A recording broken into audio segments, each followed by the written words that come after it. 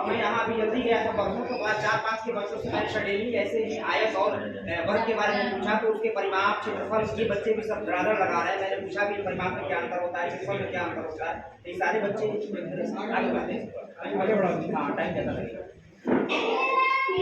दो का बच्चा है हमारा विद्यालय शहरी सहारा है सर। शहरी सहारा विद्यालय के प्रधानाध्यापक के बारे में बताना चाहेंगे सर। ये शहरी सहारा के प्रधानाध्यापक ऐसे प्रधानाध्यापक हैं जिन्होंने अपने विद्यालय को बेहतर एक तरह से कायाकल्पित होने के लिए प्रधान को आर्थिक तौर से 80 से 90 हज़ार रुपया अपनी सैलरी से डोनेट किए। बोले ठीक है, आगे आप जो भी होगा प्रधान जी हमको वापस कर दीजिएगा, लेकिन हमारे विद्यालय का काया को बेहतर करा दिया। तो यहाँ भी ये बच्चों का अभिगम स्तर बहुत बढ़िया है, इसको मैंने खुद देखा है अपने आस पास जा करके। ये विद्यालय मैंने देने के लिए सजेस्ट किया था।